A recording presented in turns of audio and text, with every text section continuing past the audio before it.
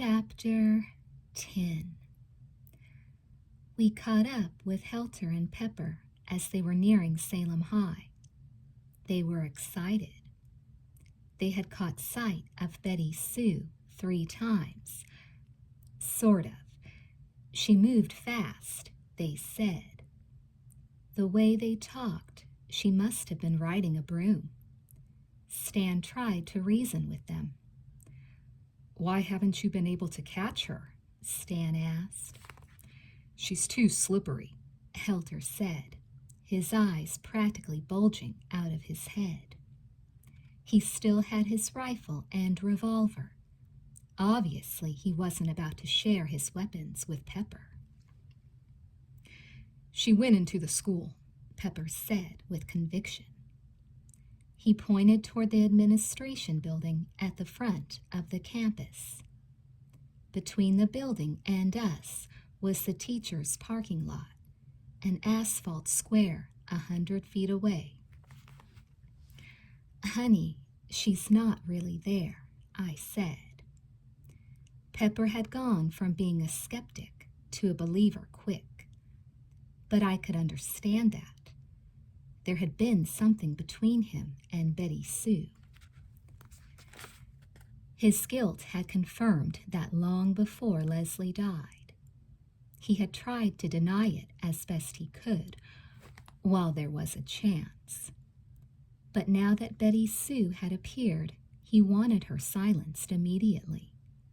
He pointed at the teacher's parking lot. "Do you see those footprints?" he asked. The wind had swept a 1/4 inch of sand onto the lot. It would have been impossible to cross it without leaving tracks. Perhaps Betty Sue couldn't do the impossible, or maybe it was just part of her plan. In either case, footprints stretched all the way across the asphalt to the front steps of the school. "Those don't belong to you guys?" Stan asked, and even he seemed amazed. "They're hers, damn it," Helter said. He cocked his rifle. He was forever cocking it. I think it was a macho thing to do. "Let's get her." "You are not going to shoot her," Stan told him. "I'll take her alive," Helter said grimly, "if she lets me." We started forward. I couldn't believe what was happening. Perhaps that would keep me from seeing her, my lack of belief. But I could see her footprints clearly enough. I traced them as I walked, and from the distance between them, it didn't appear that Betty Sue had been in a hurry as she crossed the parking lot. Pepper was wrong about Betty Sue having gone into the administration building. A fine coat of sand covered the entire campus. It was clear her steps led around to the back of the campus. It was so easy to follow her, it made me suspicious. I wondered if she was leading us into a trap. My suspicions leapfrogged near the gymnasium when the tracks suddenly split and went in 2 separate directions. We stared at them, dumbfounded. One veered toward the back of the gym, the other toward the girls' showers. "How did she do that?" Helter asked. Stan squatted and studied both sets of prints in the sand. "These were made by someone wearing boots," he muttered. "So?" Pepper asked. "Who cares?" Stan looked up. "She had boots on when she died." I chuckled. "So? We know now her body in the fire was a hoax." Stan stood. "It was a real body." "Look," Helter said, agitated. "Let's talk later. She's getting away. Let's split up. Pepper, you and Rox follow the prints leading to the gym. Stan and I will search the girls' showers." "We shouldn't split up," Stan said sternly. "We have to split up," Helter shouted. Let's just do it. I put my hand on Helter's shoulder. We can split up if I can go with you, I told him. Rocks, Pepper said. It's nothing personal, I said, catching Stan's eye. I don't care who comes with me, Helter said, raising his rifle and striding forward, as long as they don't get in my way. This is a mistake, Stan said, resigned to the decision. I followed Helter, but had to jog to keep up with him. We chased the impressions in the sand to the green metal door leading to the showers. They stopped there, of course. The door was unlocked but closed over. Helter pulled it back. There was no sand inside, no wind. It was dark and cool, and my skin cringed as the door slowly closed behind us. I had never liked gym. I hated exercise. I hated to shower in front of other girls. I hated gym teachers. I got very poor grades in the class. Do you hear anything? I whispered to Helter. Shh, he said.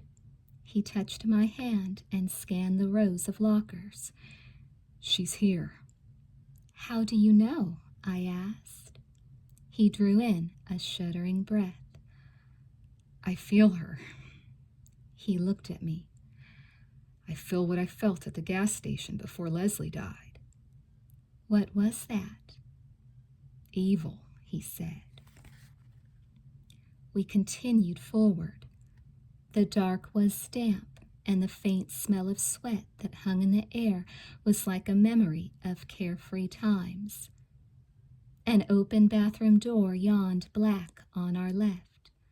The closed gray lockers stretched out on our right. I indicated the bathroom, and Helter shook his head. I was relieved. I didn't want to go in there either. We were beside the gym teacher's office when Helter made me halt. What is it? I asked. He leaned his head to the side. Did you hear that? What? It was the sound of wood bumping against wood. He paused. I think she's in the equipment cage. I didn't hear anything. He put a finger to my lips. You stay here. I want to investigate. I brushed his finger aside. We have to stick together. He leaned in close and spoke in my ear. I know she's in there, Roxanne. I know why she's there. I hurt her once. Now she wants to hurt me. I can't take you with me. She made you hurt her, I said, grabbing his arm. Listen to me. We shouldn't even be in here alone. Let's go get the others. We can be out and back in 2 minutes. He let his hand slide down to the trigger on his rifle. He was petrified. That was obvious. But he also appeared to be resolved to face whatever lay around the corner. No, he said. She'll kill you, I hissed. Your story was next. His eyes met mine. The news didn't seem to surprise him. We'll see who gets killed. He gently pushed me down onto one of the long wooden benches that ran in front of the lockers. Stay here. I let him walk away. I don't know why. I shouldn't have. Yeah, actually I do know why. I was scared. Helter vanished in the dark. I sat there feeling like a coward, so I got back up. Yet I didn't feel like chasing after Helter or entering the equipment locker. I was afraid he might accidentally shoot me. I decided to swing around the back of the locker room, through the showers, to see what was there. I sneaked up the narrow aisle on my toes. The pale twilight coming in through the high, dirty windows was of small help. Once I stumbled and banged my shin. The shock made me recoil in pain. I had almost forgotten about the bullet wound in my right thigh. The showers waited for me in shadow. I stepped hastily inside and hugged the tile wall as I scampered toward the far end. I could hear my heart pounding, my breath coming in ragged gasps, and nothing else. It seemed to take forever to reach the far end. I think the main reason was because, as I walked, I was burdened with memory. A memory of Betty Sue. There was no mystery why it came to me right then and there. My only real encounter with Betty Sue had occurred in these showers. We didn't have gym class together, and I still don't know why she was playing volleyball with us that day. But she must have had a reason. Maybe she was making up a class. Anyway, she was good at the game. A slender and tall girl, she had quick reflexes and excellent coordination. She was on my team, and she was the main reason we won. But her skills didn't make her popular. The whole period, I doubted if the other girls said 5 words to her. I know I hardly even looked at her. I hated being out there on the volleyball court when I could be lying on my bed at home listening to the radio. But the few times I did glance over at her, I remember wondering how she got her curly hair so bright. The color certainly didn't look natural. Then class was over, and we went inside to shower. Betty Sue and I were the last 2 girls to get under the water. The gym teacher had made us collect all the balls and put them away in the equipment locker. She took a shower not far or close to mine. Once more, I hardly looked over at her. I didn't want her to think I was queer or anything. But I did see enough of her to know she wasn't simply thin, but bony, almost to the point of starvation. She was also extremely pale. She finished with her shower first, but didn't walk out the way she had come in. She deliberately walked past me and handed me a bar of soap. I grunted, "Thank you," and paid the gesture little heed until Betty Sue was out of sight. Then I glanced down at the soap. I could hardly believe what I saw. A baby, a crying baby, in exquisite detail, had been carved into the face of the bar. It could have been an artist's square of ivory she handed me. I had known Pepper about a week then, and I was pregnant, although I didn't know it. Betty Sue would be dead in less than a week. I walked out the same way Betty Sue had vanished. I wanted to ask her where she had gotten the soap. It appeared to be a one-of-a-kind item. The figure of the baby had clearly not been performed with the bar, but had been carved in later. I peered around the edge of the showers and saw Betty Sue drying herself in front of a mirror.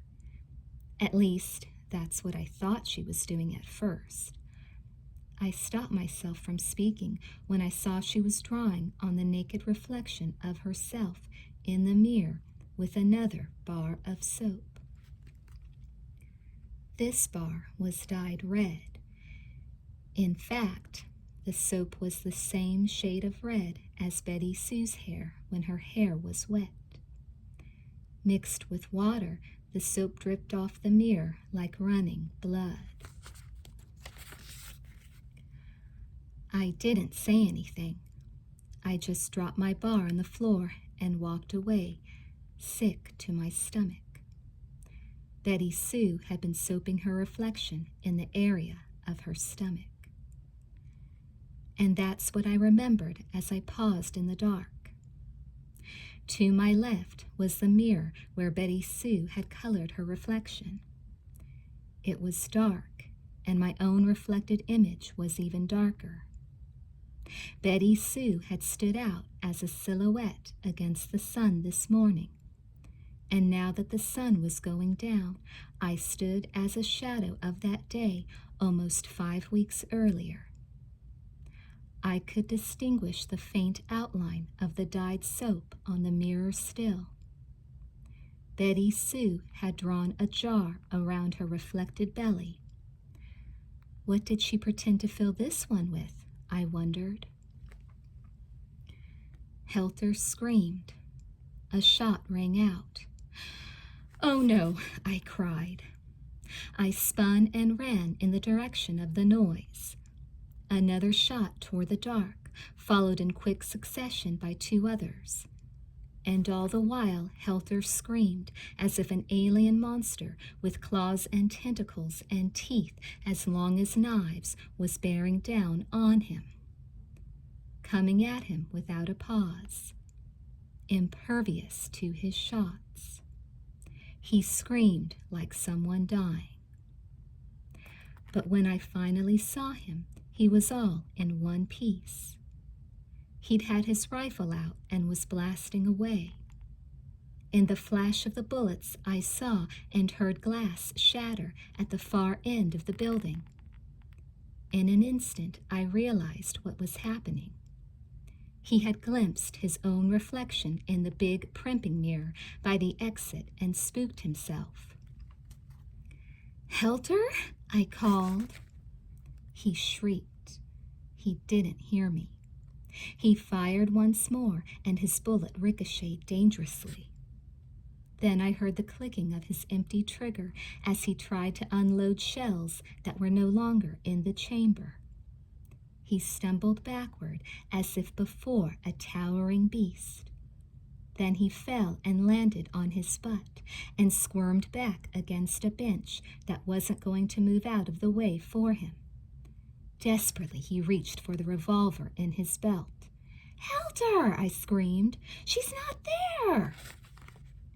Too late. He grabbed the revolver. Too soon he fired it. He must have been out of his mind with fear. He grabbed the revolver and the trigger and accidentally shot himself while the gun was still in his belt. "Ah!" he cried. The revolver fell from his hand onto the concrete floor as he rolled into a ball of agony. I was at his side in a moment.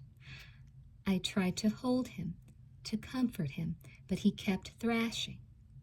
The door flew open behind me and remained open. It was Stan and Pepper. A shaft of evening light shone down on Helter through the open door. The top of his pants was soaked dark red. I couldn't help but remember Stan's prediction. Helter raped Betty Sue. I'm sure she's thought up something special for him. Helter had shot himself in the groin. "Oh, Jesus," I moaned, my hands already soaked with his blood. "Help me!" Stan and Pepper ran to Helter's side. Stan tried to roll him over on his back so that he could figure out the extent of the injury, but Helter was in too much pain. He kept shaking violently.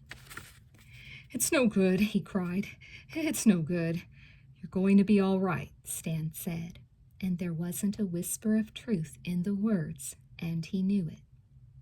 Helter clawed Stan's hand, the veins on his neck bulging like wires, his contorted features drenched with sweat.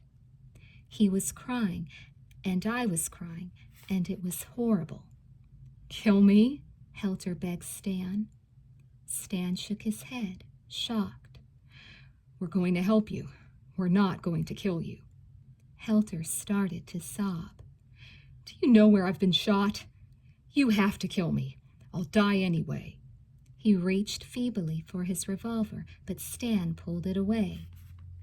"Please?" Helter pleaded. Stan put his arms around Helter and held him as if he were an injured child. When he spoke next, he sounded as if he was trying to convince himself. "We'll go to the drugstore," Stan said. "We'll get medicine. We'll put you to sleep and we'll get the bullet out. You'll live. You'll be fine. Helter's voice cracked. I want to die. I can't live like this in this horrible place. A spasm of pain shook his frame, and his spine arched as he let out a deafening howl. Stop it! Somebody stop it! Stan stared desperately at Pepper and me. What can we do? Pepper was the color of chalk. I don't know. There's nothing we can do. He shook his head and bit his lower lip. We should do what he wants us to do. Stan looked faint. We can't just kill him. I can't. Pepper was panting. I can't either. No, I cried. Let's not talk this way. Do something to help him. That's the problem, Stan yelled, still hugging Helter. We can't help him. No one can. A bloody hand reached out and touched my hand. Helter screwed his face up at me, his breath coming in burning gasps. He spoke to me as if I was a god. Make it end, Roxanne, he whispered. I held his eyes a moment. What did I see? What he saw in the mirror when he shot at it in terror. Perhaps. Certainly I saw something that had been shattered beyond repair. Maybe that's what Betty Sue really was, a walking wave of destruction. You could not get out of its way. You could only bow before it. I came to a decision. Leave us alone, I said flatly. What are you going to do, Rox? Pepper asked. He's hurt real bad, Stan said. I know, I said, and squeezed Helter's hand. Go now, the two of you. I'll be out in a minute. They stared at me in amazement. Then Stan eased out from under Helter and let him lay on the floor. Stan stood beside Pepper, staring at Helter, at me. I don't know which frightened the two of them more. They backed away, practically holding on to each other, and vanished. I turned back to Helter. What a screwed-up day this has been, I said. He nodded. His breathing had become a bit steadier, and he was no longer shaking, but he was still in terrible pain. There was no reason it should go on. I wish I hadn't woken up, he gasped.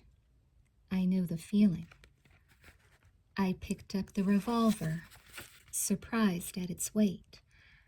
I had never cared for guns. They were only good for one thing, which was a bad thing. Helter watched me as I cocked the hammer. Was she that strange to be with? I asked. He nodded weakly. She was like a worm. You would hold her, but when you let go, you felt like she had slipped inside your guts and started to grow. He glanced down at his pants and whimpered. She was bad. Why did you go out with her? I asked. Because she would. He coughed. She would do anything. Did you rape her? He shook his head, and he was so sorry it broke my heart. I don't know what I did. It was one of those nights where I felt her inside my head and I couldn't get her out. That's why I was afraid when Stan started talking about her. She knew how to get inside. She knew all the right doors. I was just trying to get her out. He coughed again. I guess I did rape her. I wish I had killed her. I wish you had too, Helter, I said gently. I raised the gun to his forehead. Close your eyes. I'll close mine. He nodded. Thank you, Roxanne. It's no problem. I pulled the trigger. I killed him. I never knew I could kill someone. But then I remembered I had gone for an abortion only that morning. Maybe it had prepared me. I dropped the gun and stood up. I could feel his blood all over me, but I had yet to open my eyes. I turned and walked in the direction where I believed the door was. I was not sure I would find it. Maybe Betty Sue had changed its location, I thought. She knew all the right doors. I felt like I had just passed through a major door.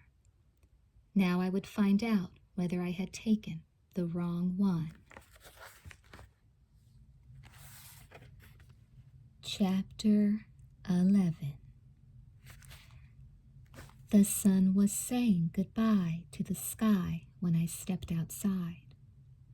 The wind blew particles of sand that stung my skin.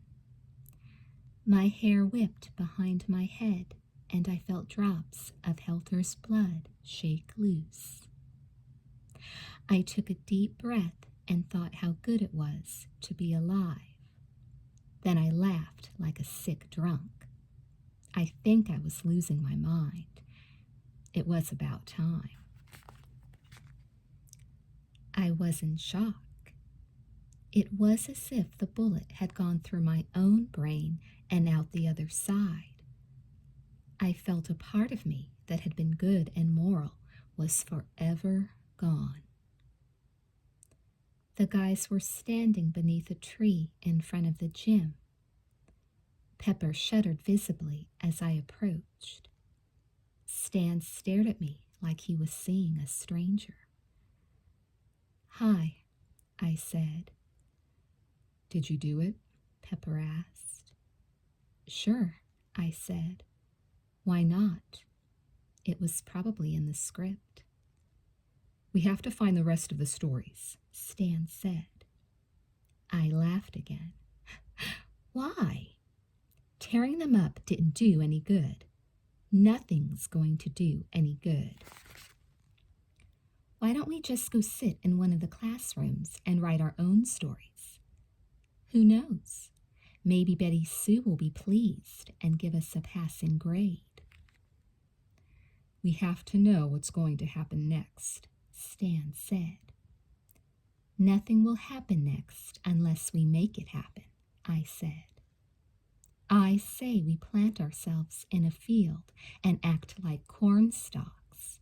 Let the storm pass." "That might not be a bad idea," Stan said. "but we're not going to do it." He gestured back the way we had come. "We'll get flashlights and look for more pieces of paper." Pepper stopped him. "Shouldn't we bury Helter first?" Stan shook his head. "Helter will have to wait." We got flashlights, fresh batteries. I changed my shirt. I had whole stores to choose from. It was wonderful. A shopper's dream. I left on my bloody pants. They had become a part of me. We started again near Betty Sue's house and worked our way downwind. We walked unarmed like good little campers. The task should have been hopeless from the start, but it was amazing how many pieces of notebook paper we collected. By the time we neared the square, we had pocketfuls. Stan made us stop. He tried to put some of them together. More puzzles, I thought. It was now entirely dark, but the lights in the square were still working, and we were grateful for small favors. "What if we don't put them together?" I asked as Stan taped in the beams of our flashlights. "What if they don't work unless we read them?" Stan glanced up. "I doubt Steve Kinder read his story." "Which one was he?" Pepper asked. "The boy who got cancer after he moved away from here," I said. I waved my hand at Stan. "Go ahead." Stan had been working for maybe 10 minutes when he stopped and frowned. "I think we've got only 2 stories here, not 3. "I hope it's me she left out," Pepper muttered. He looked over at me. "Just kidding." "I hope she did leave you alone," I told him solemnly, kneeling beside him. In the soft light, he was even more handsome than usual. I thought back to our first date then and put my head back to stare up at the stars. A part of me turned cold and died. Do you think there's anyone out here? No one human. There were no clouds in the sky, no haze, no smoke, and there was no stars either. Betty Sue must have failed to write them in. She probably knew how much I loved them. A strangled cry escaped my lips, and Pepper had to reach over and catch me because I no longer cared if I fell. He cradled me in his arms and stared into my eyes. Then his own gaze lifted to the sky, and he, too, began to shake. I heard Stan's voice. "We have to believe her now," he said. I climbed out of Pepper's arms with difficulty and scooted over beside our class genius. "If she can take away the universe," I said, "she can do anything." Stan seemed beaten. "I have no answers for you." I touched Stan's knee. Could she kill us tonight and bring us back tomorrow? Could she kill us over and over?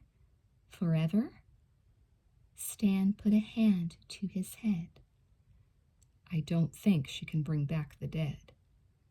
"Why not?" I asked.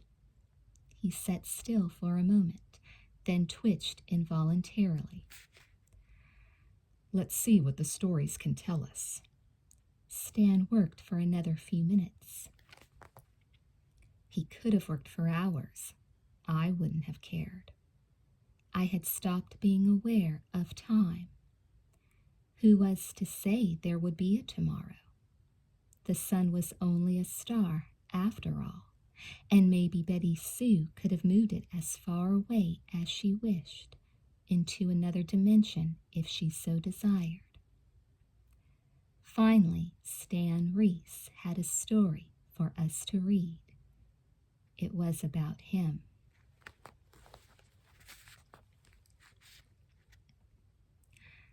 Soda Radar Goes to Sleep. Soda Radar was court gesture to Queen Beetle. Soda would tell his queen stories while she sat on a magnificent chair and sewed with her needles. She sewed dresses and cloaks, and sometimes they ended up on the fire and turned to smoke. Queen Beetle was wonderful, and Soda Radar was sometimes disrespectful. She told him, "Your stories have no rhyme, no sense of time, and that is the worst of crimes." Then she sent Soda into the woods to think of a story that would deliver the goods. She told him he had best get better, or she would tickle him with a feather. Soda picked up a stone and turned over a bone. He looked at all the things of the woods to make a story, but came no closer to true glory. Then he said to himself, "Queen Beetle is not so smart. I will tell her a story from the past, from a time that has not been marked. She will think it is mine. Then she will treat me kind." He returned to the court of Queen Beetle and went to her private chamber while she sat sewing with her needles. "I have brought you a story of wonder," Soda said, "a tale that will ring in your soul like thunder." Then he told her about salt and pepper and the plate of late dinner, the story of kids and the end of time and cold winter. Queen Beetle smiled as he spoke, but inside her clasped hands she readied her needles for a poke. Soda did not know this and finished happy, thinking he had presented himself in a tone that was both clear and snappy. I can see I kept you from being bored, Soda said. I am happy you are pleased, and now I want my reward. Queen Beetle stood, and her height was good. She said, from day one you hovered near me like flies. You sing and dance, but really you think of it all as lies. Your story is not new, but old, and I have decided it is time you were sold. Then Queen Beetle took her needles and grabbed Soda's arm and began to do him great harm. But he cried aloud and said, do not do this to me, your slave. I apologize and promise never again to misbehave. Queen Beetle laughed and gave him her needle. Poke yourself so that you bleed, she said. Then I will take what is left of you and give it to someone who is in need. Then Soda took her needle and stuck it hard into his heart.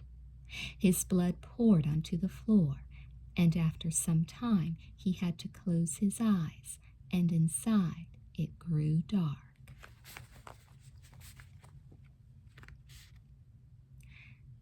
Cheery, I said. I love the upbeat endings, Pepper agreed. He patted Stan on the back. None of it has to happen. But Stan was ashen. I used to think of her as my queen, he whispered. Why? I asked. Because she was so powerful, he said. And you visited her whenever she wanted you to? I asked. He nodded miserably. I had no choice. That witch, I said. Stan stood. Excuse me, I have to get something from the drugstore. I jumped up. What? I have a headache, he said. I need some aspirin. We'll go with you, I said. He stopped us. It's not necessary. I'll be back in a couple of minutes. He handed us the remainder of his notebook scraps. See if you can piece together the final story. It was my turn to stop him. You're okay, aren't you? I asked. He smiled. Such a nice guy. The best, really, of all of us. Sure, he said. Don't go picking up any needles, I said. I'm serious. He nodded, but there was no life to the gesture. I understand. Stan slowly walked away in the direction of the drugstore, the one beside the bank. Just before going inside, he stopped at a newspaper rack. He fished inside his pocket for change and bought himself a paper. Then he went inside the drugstore. I think I should go with him, I fretted to Pepper. You might want to stay with me, Pepper said. He was already on the ground, fiddling with the scraps Stan had left behind. The wind was hassling his efforts. There was sand in his hair, and I brushed it out. Why do you need me now? I asked. He glanced at me. Because, in case you didn't notice, I was mentioned in Stan's story, and I can already see that this last story's got my name all over it. Oh. He paused. Why do you hate me, Rox? I was annoyed. I don't hate you. Why do you say something stupid like that? You haven't been particularly nice to me today. Well, I'm sorry. It has been a kind of bad day. I popped my hands on my hips, a gesture I never normally used. You haven't been nice to me either. Pepper tried to lean over to touch me, but I was standing just out of reach. What is it? He asked. Why don't you tell me? Tell you what? About your relationship with Betty Sue, for one thing, I said. I know you had one. Your name is all over her burnt diary. He was obviously worried, which did wonders for my confidence in him. What did it say? He asked. Does it matter? I want to know what you have to say. I took a step closer. We used to tell each other everything, Pepper. Tell me now about her. I don't know how much longer we'll have to talk. He stared at his feet, sitting perfectly still for a minute. He closed his eyes, keeping his hands pressed on top of the scraps of the last story. I went out with her a few times, he said finally. She had a mystery about her that I found fascinating, but we didn't do anything interesting. He opened his eyes and shrugged. We went to a couple of movies, ate dinner a few times. Did you kiss her? He hesitated. Yes. Did you have sex with her? He faced me straight on, his dark eyes wide. No, Rox. Did you go out with her after you went out with me? No. He raised his hand. I swear to God I didn't. I took a deep breath. The world had come to an end. The stars had been vanquished, yet I felt so relieved. I leaned down and gave him a tight hug. You sure know how to pick 'em, I said. Are you referring to yourself or to her? He asked. I let him go and stood straight. Both. I glanced at the drugstore. Stay here a second and put the rest of the story together. I want to check on Stan. Pepper started to get up. Don't you want me to come with you? Once more, I was breaking the cardinal rule of real-life horror, but I answered without hesitating. No. I passed the newspaper stand as I approached the drugstore. The Salem Herald, circulation 4015, if something was happening in town. The bin was empty. I wondered if Stan had taken the last copy. I opened the door to the drugstore and went inside.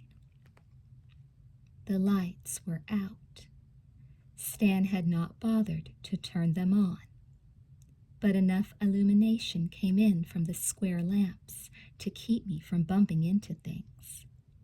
Stan sat on the counter near the front, his legs dangling down, leaning back on his arms. One page of the newspaper rested on his lap. Hi, he said softly. How's the headache? I asked. Better. Did you take something? Yeah. Good. I sat down on the floor at his feet, looking up at him in the silent dimness. He appeared more at ease than he had a few minutes earlier, and that made me relax. So, what's new in the news? I asked. He nodded with his head for me to take the paper off his lap. Apparently, he was too comfortable the way he was sitting to move. It's only the first page, he said. Is it today's paper? I asked, reaching out for it. Tomorrow's. I froze as I touched the paper, afraid to take it. How's that? It has tomorrow's news in it, Stan said. Have you read it? Yes. Is it bad? Yes. I sat back on my butt. I had the single sheet in my hand, just the one. I turned it over without reading the headlines. Blank. Betty Sue had not wanted to waste ink. I turned to the front. The headlines: Destiny. Tragedy strikes 5 local teens. Beneath the caption were 5 small pictures, senior pictures that would be in the yearbook when it came out in a month or so. Leslie's picture, Helter's and Pepper's and Stan's. Mine, too. I wasn't smiling as the others were. Should I read the article? I asked. There's only the first half of it, Stan said. but it's interesting. Interesting, I muttered. I began to read. 5 Salem teens died yesterday. Leslie Bell, Helter Skater, Stan Reese, Paul Pointsel, and Roxanne Wells. Each death appears to be an isolated incident, unconnected to the others, but local authorities are not dismissing the possibility of a group suicide pact, although not all the deaths were apparent suicides. Leslie Bell died in her garage at approximately 2 in the afternoon when the gas tank of her car exploded. Her parents were out at the time. It appears Leslie was trying to pour extra gasoline into her tank from a can of fuel her father reserved for supplying his lawnmower. There is speculation that she had a cigarette in her mouth at the time of the incident, although her parents deny that she smoked. It is thought that she died instantly. Nobody else was injured in the explosion. Helter Skater died at Salem High when he either intentionally or accidentally shot himself in the groin and the head with a Colt .45 revolver. His body was found in the girls' shower room Saturday evening. Authorities don't know how he came to be there. Stan Reese's body was found at approximately 10 last night in his bed. His parents were home at the time, but didn't know there was any problem with their son. Police are saying Stan was a probable suicide because both his wrists had been slit, but there was no note, as is usual with suicides. His parents felt that Stan was still distraught over the suicide of Betty Sue McCormick, who only 4 weeks earlier doused herself with gasoline and lit herself on fire. The 4th victim to be found was Paul Pointsel, who died at, please turn to page 3, tragedy.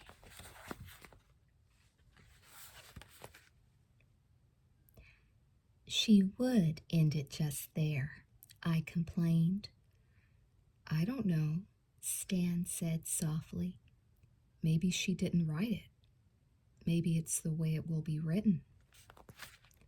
I set aside the page. Actually, I dropped it, and it floated slowly to the floor. So we know the truth at last. We're dead. We don't have to worry anymore. It's over. I felt like crying right then, but my tears were used up. Did I believe my own words? I hoped not. Death couldn't feel this awful, I thought. Not if there was a God. But what if there wasn't? What if the soul did survive for eternity, but in a careless chasm where no divine will reigned supreme? That truly would be hell. We would be forever at the mercy of Betty Sue's wicked games. Maybe we're not dead, Stan said. And not alive. Maybe we're somewhere in between. Is that possible? I don't know. I forced a chuckle. One thing for sure, I'm not letting you go near your bedroom. He yawned. That's too bad. I feel like a nap right now. I stood up and stretched. Pepper's trying to piece together the other story. Maybe we should get back to him. Would it be okay if we sat here a little longer? He asked. He sounded so sad, I didn't have the heart to say no. I sat back down. Sure, whatever you want. Do you have any new ideas on what we should do next? Explore the truth, he said. What do you mean? What truth? He sighed and let his head roll back on his neck. His arms were still behind him, supporting him. He was breathing hard, but I figured it was because the stillness inside the drugstore was claustrophobic. Of course, so was the night air outside, beneath the starless sky. Betty Sue called me over to her house the last day of her life, Stan said in a dreamy voice. It was not one of those times when I felt I had to go see her.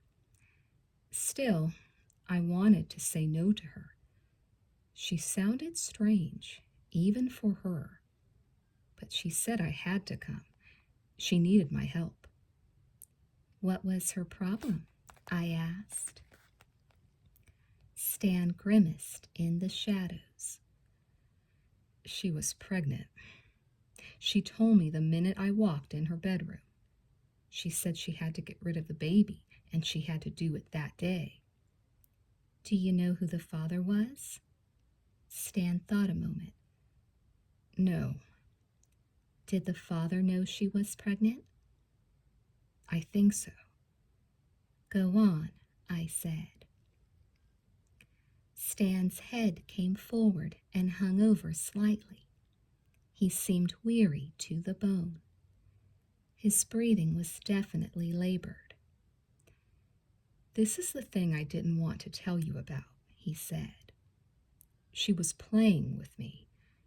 Maybe she was already playing with all of us. She wasn't really pregnant?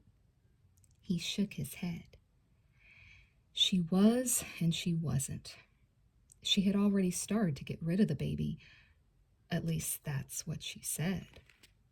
Even before I asked, and he answered, I felt sick to my stomach. What do you mean? I whispered. Stan sighed. I don't know the gory details, thank God. But she said she had done something to her insides. When I got there, she was hemorrhaging internally. She looked fine at first, but then she told me what was happening.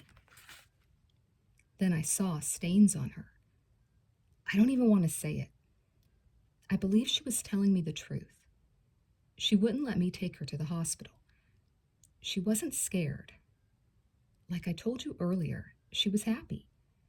She told me she had an exciting evening planned.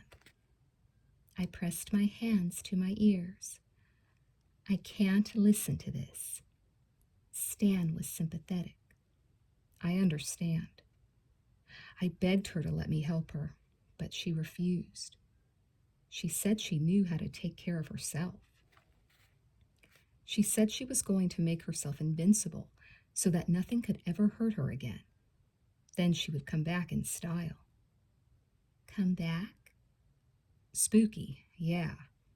But first she said she had to take care of some unfinished business. She wanted me to get her a few things. What kind of things? Pictures of Helter and Leslie and Pepper and you. She also wanted a picture of me. She needed them to make voodoo dolls? I asked. I never thought of it that way. Yeah, in a sense. Her stories are like those dolls. Why did she want you to get the pictures? I asked. I was probably her only friend, and I was on the yearbook staff. It was easy for me to obtain the pictures. I got her copies of the ones you just saw on the front page of the newspaper.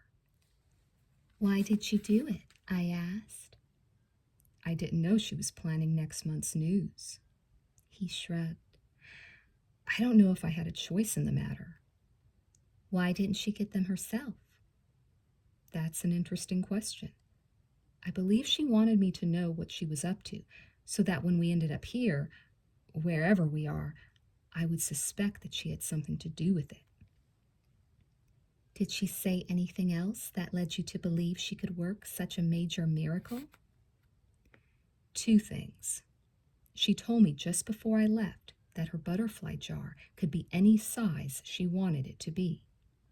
He sat up straighter, and it was a major effort. He was dozing as he spoke. That's why I didn't want you to try to leave town. I didn't think you'd be able to. You thought we'd run into a glass wall? Something like that. He coughed. All day long we've been flying in tiny circles and dying. He added. It's been hot today. What was the other thing she said? I asked. He raised his head as if it weighed a ton and met my eyes. You went to Foster this morning to get an abortion, didn't you? I was shocked that he'd known. Did Pepper? No, he interrupted. I knew because she told me that there would be another like her, and that she'd use this other to screw tight the lid on her jar. What does that mean? Since we're talking about Betty Sue, I'd venture to say she needed you and your situation as an important ingredient in her curse. But I didn't get an abortion. I couldn't go through with it and got up and left in the middle. Stan's head jerked at the remark. In the middle? Before the procedure got started, I clasped at my abdomen. All day long, I had had no ill effects from what the doctor had done to me. I felt safe that I had changed my mind in plenty of time. Yet now, ever so faintly, I felt a cold, liquidy sensation in my guts. It crept from the right to the left like an icy finger across my intestines. I shook it off. It was probably just Stan's story, I reasoned. It was enough to make anybody's stomach turn. I didn't mean to pry into your private business, Stan said. No problem. Did you see her again after you left to get the pictures? No, she didn't want to see me. She wanted me to get the pictures, put them in an envelope, and slide them under her bedroom door. And that's what I did. How come you didn't tell Betty Sue's mother what was wrong? She wasn't around. You should have told someone. Stan gestured helplessly. She didn't want me to. Was Betty Sue in her room when you returned with the pictures? Yes. I called to her, but she didn't answer. I think she was writing. Probably these stories. Stan raised his head once more, and I was surprised to see tears streaming down his cheeks. Oh, God, he whispered. Stan? He sniffed. You know, everyone thought I was pretty smart. I was a nerd, but I had respect. People didn't make fun of me. They liked me, and I liked them. My life was pretty good. It was a great life. Stan shook his head sadly. It couldn't be great, because deep down inside, I was a coward. I knew what was right, and I knew what was wrong. I knew everything connected with Betty Sue was wrong, but I did what she said because I was afraid of her. His voice cracked. I should never have brought her those pictures. It wasn't your fault. I got up and stepped to his side. Come on, let's get out of this drugstore. It's got bad vibes. Let's go see Pepper. The night's young. We'll think of something to do. It'll be okay. Stan refused to budge. I can't go, he mumbled. Come on, I said, tugging at his arm. We'll make a plan. I stopped. I had stepped into a dark puddle.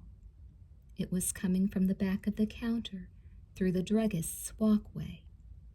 A whiff of a sickly copper odor touched my nostrils and stabbed right into my heart. I leaned around where Stan sat and saw that the puddle formed from twin trickles pouring off the counter. And following the course back a bit further, I realized that Stan had slit his wrists and was bleeding to death right now.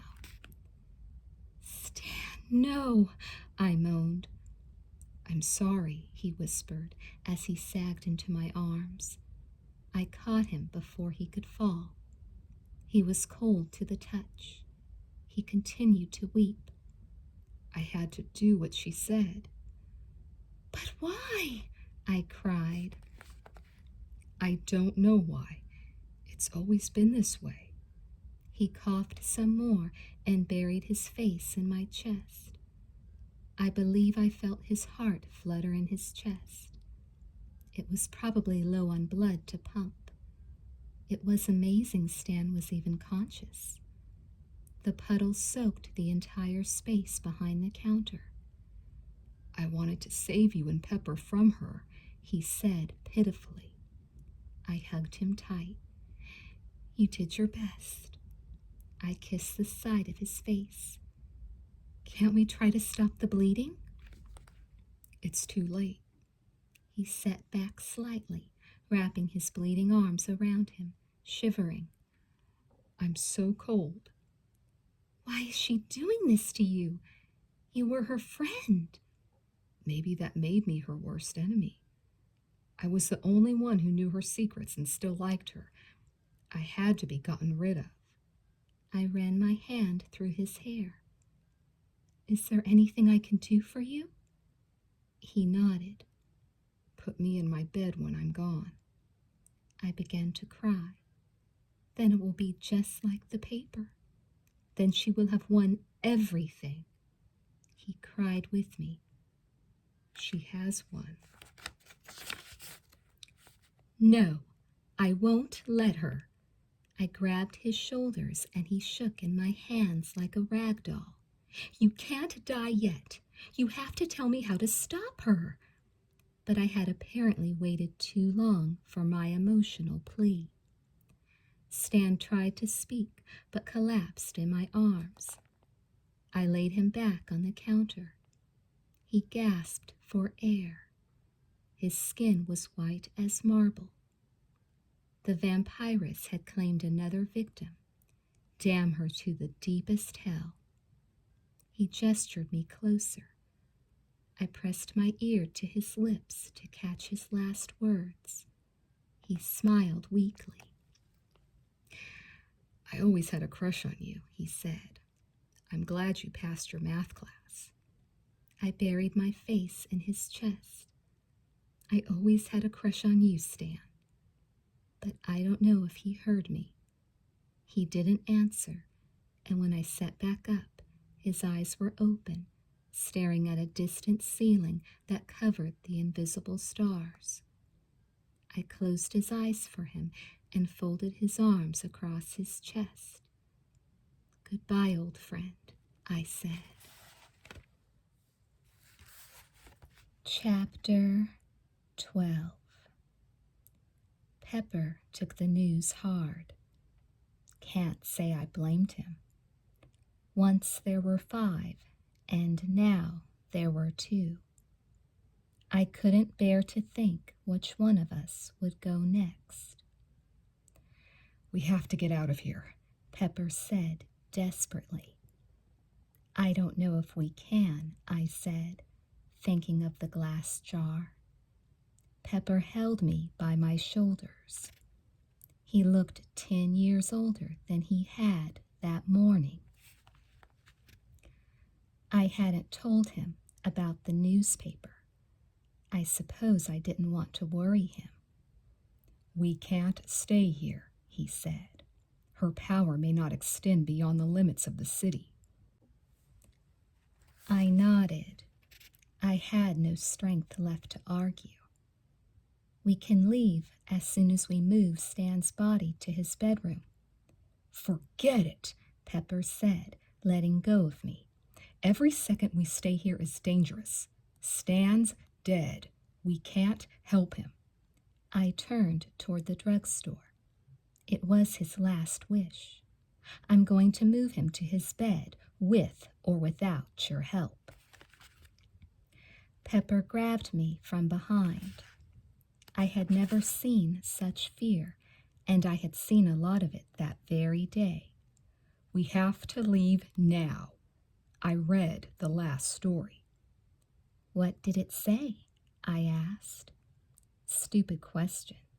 He pulled a handful of paper scraps from his pocket. "It says that I'm going to die," he replied, thrusting the mutilated story in my face. I sat down and put it together. Another voodoo doll. Salt and Pepper for supper. Salt and Pepper were a happy couple. They laughed and kissed, and when they were apart, it was as if something was amiss. But they were only spices. All they had were flavor and a few miserable vices. It came to pass one day that Salt and Pepper met Fat Freddy. He said to them, "I will take you to my queen. Are you keen?" Salt said, "I do not know her name. I do not know if the one I think of is the same." But Pepper said, "I know this great queen. I have heard she never gets mean." So Fat Freddy took Salt and Pepper to meet Queen Beetle, and they found her sewing in her secret chamber with her needles. Queen Beetle said, "I know this Pepper. He kissed me once, but then he left and never wrote me a letter." Then Pepper was afraid and clung tight to Salt. Pepper was so afraid he would not tell Salt it was all his fault. But it was time for Queen Beetle's dinner, and because she was never rude, she invited them to stay. Salt and Pepper said fine, thinking they were hungry and might dine. But they did not know Queen Beetle's hate, and when they looked away, she snatched them both and set them on her plate. The queen said, "Do not scream, or I will certainly cut you like a bean." But Salt protested, "Why are you doing this? Why do you hate?" To which Queen Beetle laughed, "It is not simply hate, it is much more honorable. It is fate." Then Queen Beetle picked up her knife and fork and reached for her bottled water and pulled the cork. "A toast," Queen Beetle exclaimed, "for the flavor Salt and Pepper give to my roast." Then Queen Beetle stretched out with her knife and fork, and Salt was so angry at Pepper that she pushed him onto the queen's pork. There Pepper caught the queen's fork, and it pierced his chest, and he died like a foolish dork. "Lovely," I said. I looked up at Pepper from the curb where I was sitting and reading. The wind howled, the sand blew, our flashlights rocked. Such a scene this cruel night. Was this all your fault? I asked. "What are you talking about?" Pepper asked. I thought of the story Stan had told me, Betty Sue's last day. "Never mind," I said flatly. Pepper knelt anxiously at my side. You're not angry at me, are you? I touched his face. No.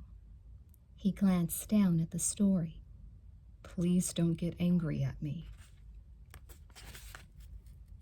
I let go of the scraps of paper, and the wind carried them off into the night.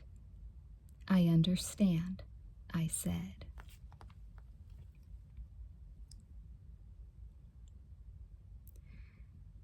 We took care of Stan.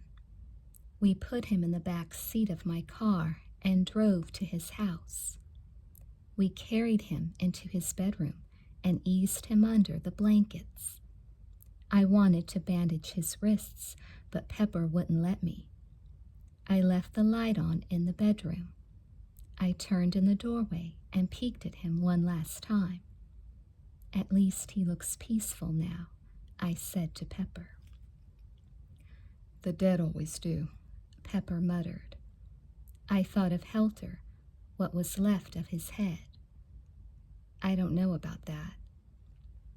Then we were outside again, in the dark, windy part of Betty Sue's universe. My car had gas in it. We had got $5 in it that morning at the deserted station. We took Highway 37 out of town, the same road we had taken to Foster for the abortion. But this time we headed north on it. I insisted on it. Pepper didn't mind. He talked as we drove. We'll get to LA tomorrow morning, he said. We'll go straight to the beach. We can be walking beside the water when the sun comes up. That sounds wonderful. I stared out the window as Salem shrank behind us. The wind was worse than I could remember all day. Pepper had to fight to keep the car moving in a straight line. We were being sandblasted. By the time we'd reached the other end of the desert, there wouldn't be a speck of paint left on the exterior. You know, it's possible there might be other people in LA, he said. I respect the things Stan said. I'm sure Betty Sue was a weird chick. No one can argue with that. But Stan might have taken the thing with her too far. We might find people everywhere. I hope you're right. Of course, I didn't believe a word of it. But if the talk made Pepper feel better, then I wasn't going to argue with him. The front of the car swerved dangerously in a strong gust. We should slow down. I'm only doing 45, Pepper said. Do 35. Pepper nodded and slowed. At least in LA, we won't have to worry about affordable housing. We'll be able to stay anywhere we like. He glanced over at me. Where would you like to stay? Beverly Hills. Why there? It sounds rich, I said. How about Malibu? It's rich too, and it's by the ocean. Malibu would be fine with me. We could go see all the sights, Pepper said. It might even be better that everyone's gone. We won't have to wait in any lines. Hey, we could go to Disneyland. We'll have the whole park to ourselves. Won't that be a trip? How will we get the rides to work? It can't be that hard to turn them on. We'll probably just have to push a button or something. I nodded, enjoying the fantasy. It was all we had left. The wind was getting stronger and stronger, coming at us straight on now. Pepper had to keep the gas floored to maintain a meager speed. I want to go on Space Mountain first, I said. You know the name of the actual rides? He asked. I know lots of them. There's Space Mountain, Pirates of the Caribbean, Thunder Mountain, and the Haunted Mansion. Pepper laughed. Maybe we could skip the Haunted Mansion. I laughed too. Yeah, we have Salem for that. Pepper shook his head. Can you believe the stuff that happened to us today? Nope. I hope when I wake up tomorrow, it's all forgotten. So you think we might just be dreaming? The car swerved again harshly. "Careful!" I cried. I am being careful. Pepper leaned forward and tried to peer through the sandstorm. Our visibility was almost non-existent. Our speed was down to maybe 10 miles an hour. This is unreal, he muttered. "Can you see?" I asked anxiously. I see what you see. "Maybe we should try to leave tomorrow." No, he snapped. The noise of the sand rained in my ears like a meteor storm in outer space. "But if we crash, what good will it do us?" He was adamant. We're not going back. We'll die if we go back. 10 minutes went by. In that time, we didn't talk about Disneyland or Beverly Hills. We sat in silence because we both realized what was happening. The power of the wind was growing in direct proportion to our distance from Salem. Pepper had the accelerator floored, and we were barely creeping forward. Outside the windshield was a wall of moving brown dust. We're beginning to overheat, Pepper said. "Our glass jar," I whispered. What? Pepper yelled over the racket. "We have to go back." He shook his head. No. "Then just stop the car and we'll sit here." I grabbed his arm. "Pepper, it's no use." He took his foot off the gas and stopped the car. We sat for a minute in the loud darkness. It was ironic. All day I prayed for the silence to lift, and now that I had noise, it was driving me crazy. "We can't just sit here," Pepper said finally. "Turn around." He touched my knee. You won't get mad at me if we go back? "Why would I get mad? I'm the one who said we have to go back." He let go of my leg. I just wanted to get that straight. We turned around with difficulty, but once we were pointed toward Salem, we could have returned without any gas. The wind pushed the car happily along until the town became visible. That's when the storm, no big surprise here, suddenly eased. As we crossed the city limits, a feeling of despair swept over me, like that of falling into a bottomless well, where no matter how long you dropped, you never hit bottom.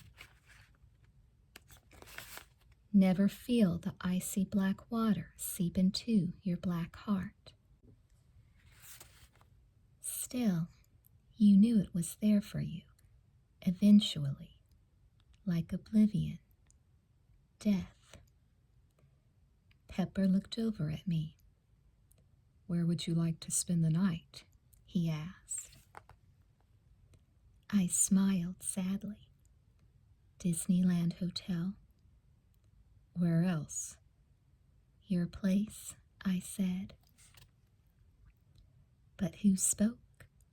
Who made us choose that place? I believe it was her.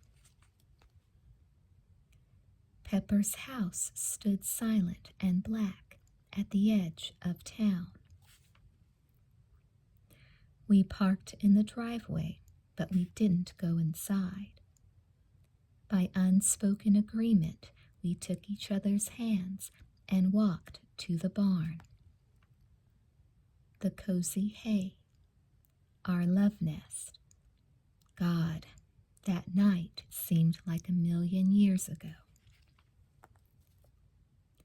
Indeed, suddenly it seemed as if it had never happened. At least not to me. It was as if Pepper had been holding another girl that night, when he was supposed to be holding me. Many things came clear to me as we stepped inside. They came clear to me in darkness. Yes, it's true. Something swept over me all right. Perhaps the wind brought it. I cannot explain the power of it except to say it was profoundly subtle. So subtle I didn't know at the time it wasn't of my own making. I experienced a clarity of a cruel kind. Pepper lit a lantern and hung it on a brown wooden beam. I sat in the loft of hay and lazily swung my legs, up and down, back and forth. I was thinking. I wished I could stop. Our thoughts had been our enemies all day. If we just decided to lie down and take a long nap when we met at the ice cream parlor, we would have all been alive still. But perhaps that was not our fate. Pepper sat beside me and put his arm around my shoulder. "What's the matter?" he asked. "Nothing." "You look sad," he said. "I am. Very sad." He nodded. "At least we're together." I looked at him. The blue-green prairie in his eyes.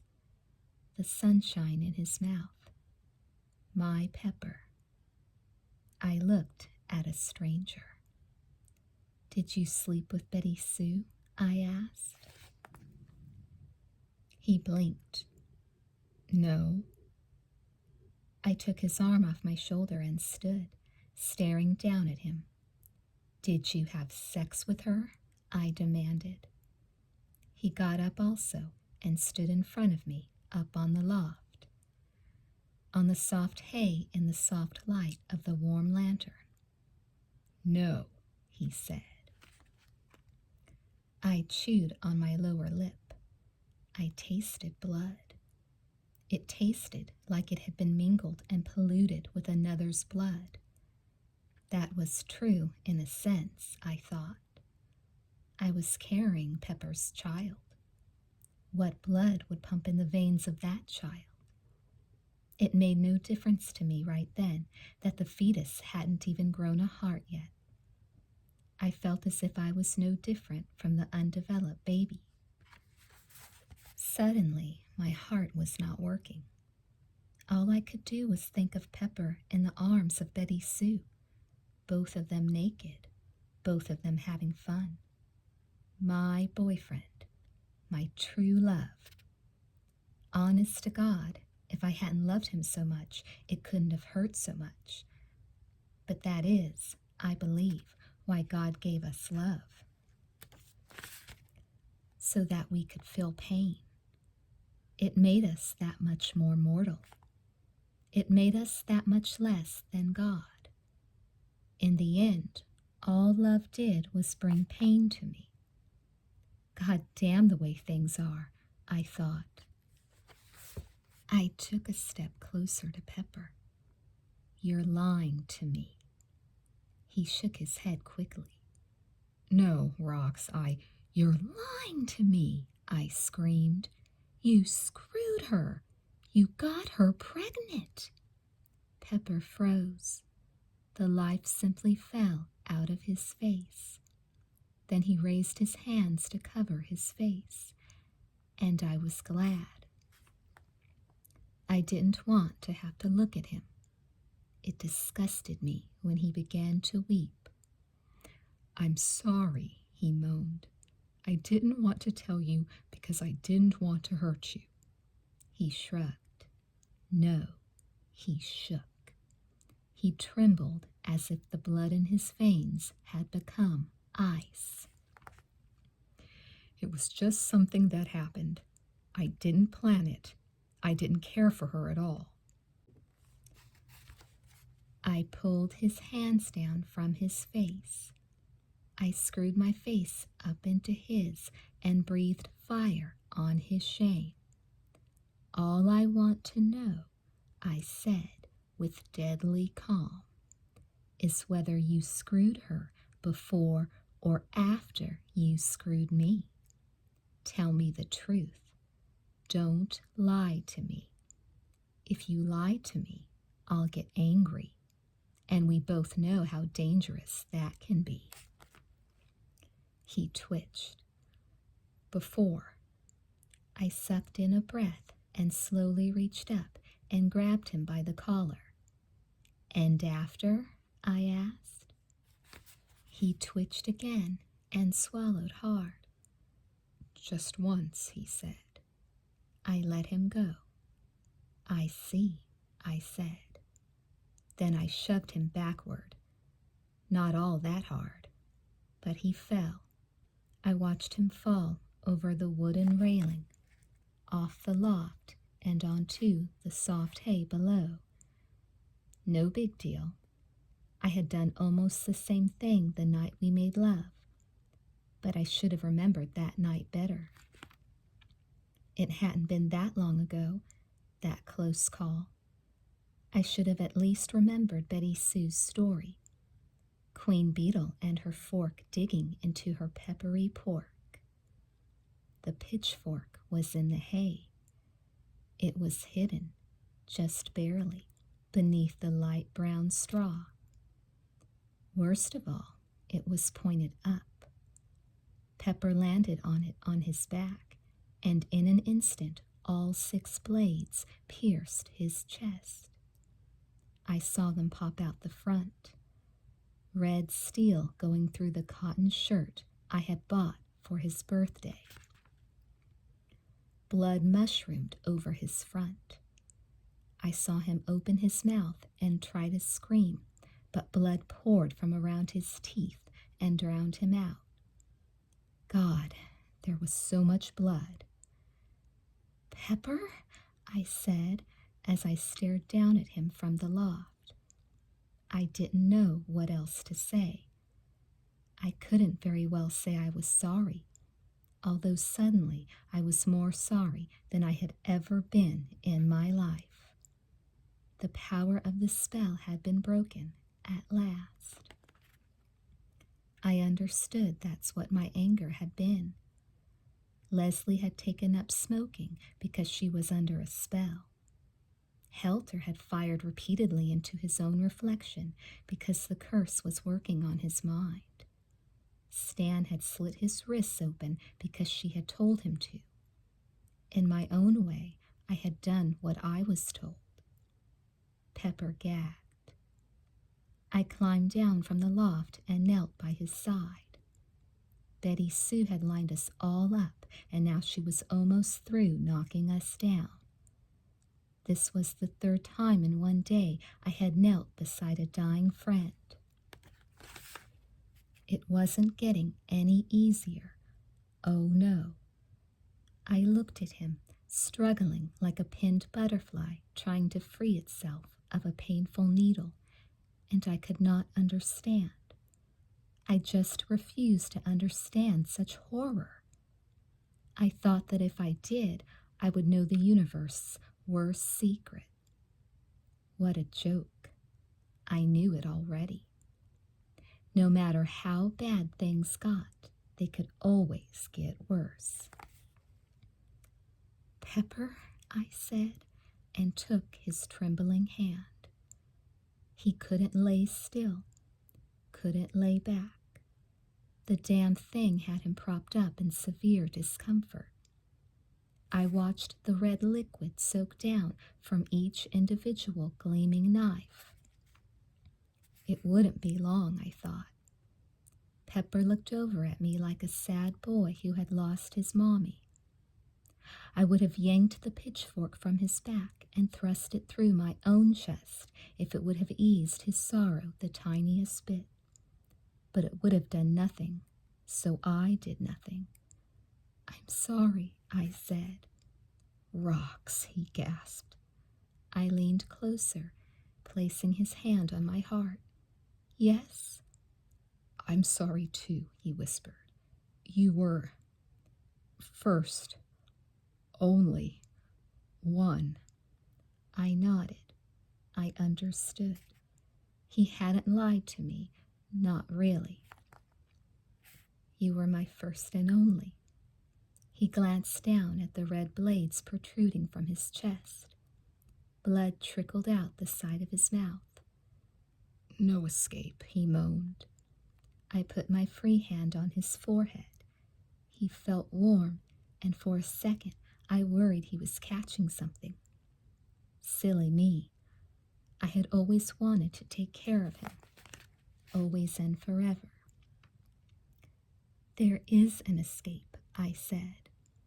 We've already taken it. We escaped when we fell in love at the reservoir. The spaceships came for us and carried us away up to the stars. I kissed his face. I'll be with you soon, sweetie. We'll go to the stars together. I began to cry. I didn't want to. I wanted to be strong for him, as he had been strong for me these last few months. I pressed a bloody hand to my eyes, but my tears just ran red and wouldn't stop. All the things that had happened to me so far, they were nothing compared to this. They were like the dream, and this was the painful reality. My life hadn't really started until Pepper had entered it. Now I felt my life ending even before Betty Sue could get her hands on me. Wait for me, I cried. Please? He looked at me with exhausted eyes. Rocks. Love you. I nodded vigorously, sobbing uncontrollably. Yes, Pepper, I love you too. I hugged him, my arms going around him and the metal prongs. I think it was all right to squeeze him tight. I had done it before. I used to squeeze him so hard I'd pretend I was squeezing his soul into my soul. But right then, I didn't have to pretend. I felt it was real this time. His soul, his love, so warm, so sweet, so soft. It was like I could touch it directly. All of Betty Sue's lies had washed off me. Thank God I'd had a chance to love this guy, I thought. It had made all the pain worthwhile. Thank God, I said, opening my eyes and seeing his eyes closed. His pain was over. He was dead. Thank God, I repeated. Chapter 13. I buried him in the hay. There was only one hard part, pulling the pitchfork out of his back. I folded his arms across his chest as I had Stan's, and like Stan, Pepper also looked peaceful. Then I went for a long walk through the night. The lights had finally failed, and the darkness was irrevocable. I walked in Stan's prophetic dream, yet I never turned to see if I was being followed. I didn't care if I was. My pain and sorrow were so great, I was shattered. In a way, I was happy the streets were deserted and that I had no one I had to talk to. The town's emptiness fit my soul. Both were black and filled with agony. I ended up at Betty Sue's house. Perhaps it was because it was where it had all begun. I felt no special danger. There was no one left to kill me. I wasn't going to arm myself. I wasn't going to smoke around a gasoline pump. I went inside and sat at Betty Sue's desk. There were pen and paper in her desk drawer, and a candle and a match. I lit the candle and opened the window wide so I could feel the wind and sand on my face and arms. Outside, I could barely see the street. The sand was sweeping Salem away. I picked up the pen and began to write, 'cause there was nothing else to do. I sit alone in a dead world. The wind blows hot and dry, and the dust gathers like particles of memory waiting to be swept away. So I wrote this story, and now it is done. I don't know if anyone will ever find it and read it. I don't know if I care. I just hope that Betty Sue is really dead and never returns to the land of the living. If she does return, I don't know what could stop her. My hand is tired. I wish to put my pen down and rest, but I don't dare close my eyes. I don't know what I'd awaken to. If anything, I suppose she could make it so that I die in my sleep. What is that? I hear a sound. It must be the wind. Yet it doesn't sound like the wind. It sounds like footsteps. Approaching. Oh God, someone is opening the front door of Betty Sue's house. She stands in the doorway of her bedroom and stares in at me. She hasn't spoken, but has indicated that I am to keep writing.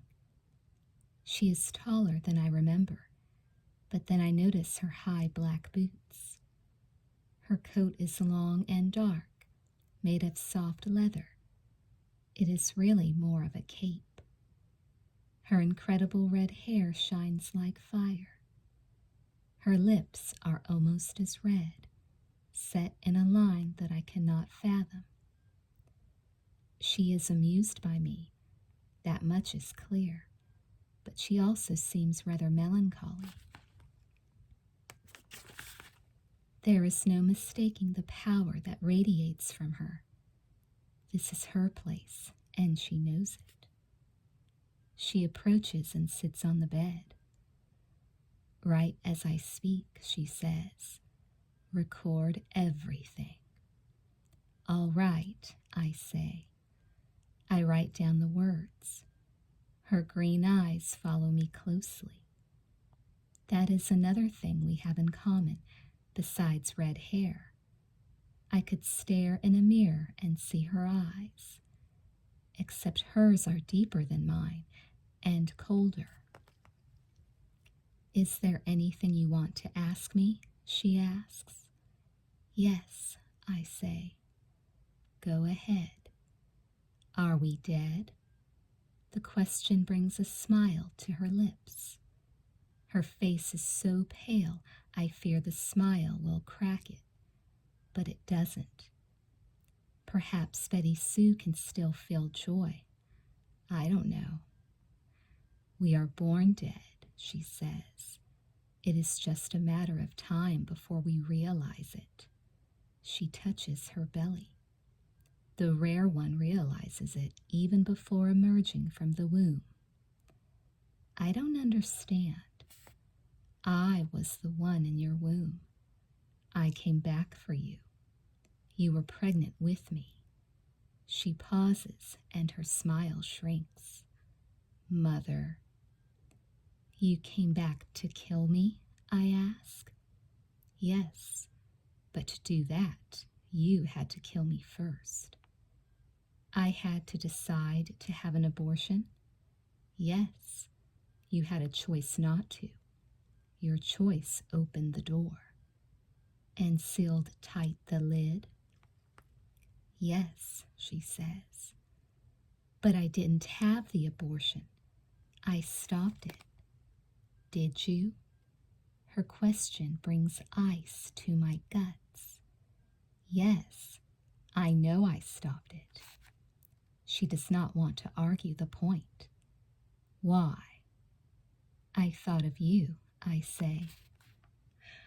"What a waste it was that you threw your life away. It made me change my mind."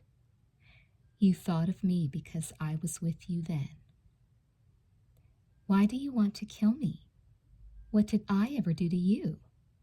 She pauses. She has to think, and that scares me. Her thoughts are dangerous.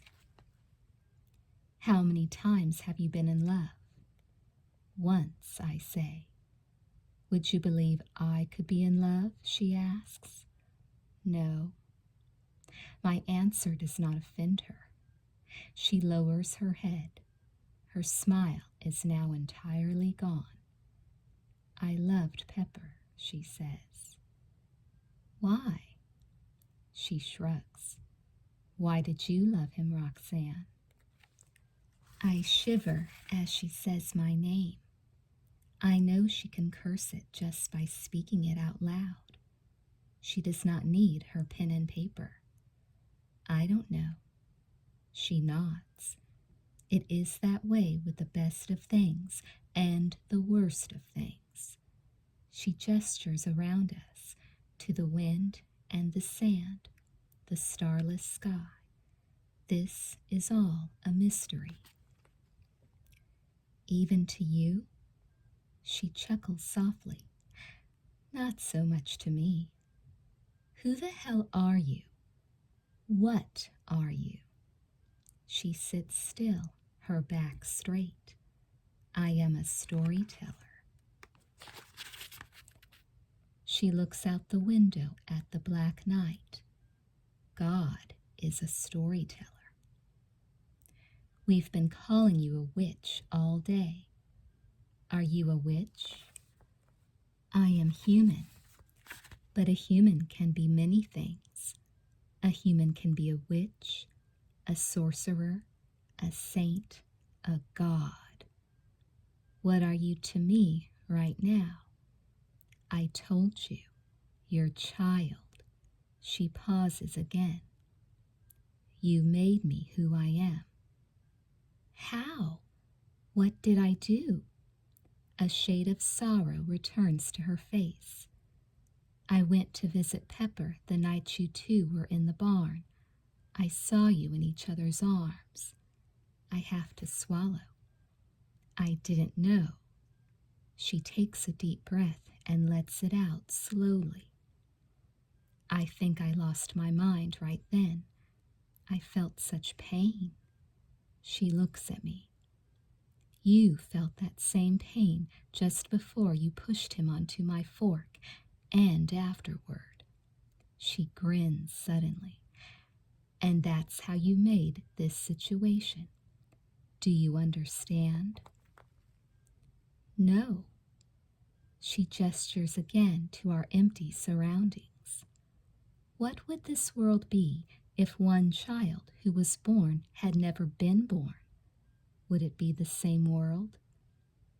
It would be pretty much the same, I would think, unless this kid was supposed to be president or something important. Betty Sue speaks strongly. No, that's not true. That is the mystery. It would not be the same at all. It would be nothing. She pauses and points to her papers and pens. This world belongs to me alone. It would have been nothing if I had not been born. I sat here and created it. I wrote your story. I let you finish it. All my thoughts of you and Helter and Pepper and Stan and Leslie, they were inside my head. I could make them any way I wanted. I could make you any way I wanted. That wasn't true until today. She nods. I had to capture you in my jar. She speaks seriously. I am the author. I am the storyteller. I am all that there is. I am offended. But you're not God? She throws her head back and laughs. Maybe I am. Or maybe I am the devil. What's the difference to someone like me? Then she shakes her arm slightly, and suddenly, like magic, there is a long silver knitting needle in her right hand. She holds it up to the quivering candle. The sharp point glistens like a deadly star. Queen Beetle, I say, and I am so scared. She nods. You changed your mind too late, Roxanne. No, I clasp my abdomen. Inside, the cold aches. No. Yes. She leans toward me, her needle in her hand. The procedure was already underway. Now you are bleeding. You are hemorrhaging. The doctor is worried. He fears he is about to lose you. And he is right. That's not true, I cry. But the cold in my guts is getting worse. It spreads like an evil flame from a black abyss. My internal organs shudder. I'm having trouble breathing. It is a strain to keep writing, but I fear if I stop writing, my story will be over. She will poke me with her needle. She nods as I think this. If you set down the pen, she says, I will stab you in the belly. But I can't keep writing, I protest. She wets her lower lip with her tongue. That is the difference between you and me. You had only one story to tell. She stops and grins once more. I have millions. No, I cry. She doesn't wait for me to drop the pen. She takes me by surprise. She stabs me with her needle. It goes through my shirt, deep into my belly, into my child. Blood gushes around the wound. I feel the cold inside my heart, the pain.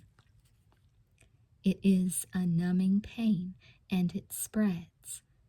The outside wind begins to die down. I no longer feel the sand on my face. The candle flickers. The room grows dark. I have to put down my pen. The last thing I see is Betty Sue's green eyes looking at me. There is cruelty in them and compassion. I don't know which is worse. Suddenly, I am very tired.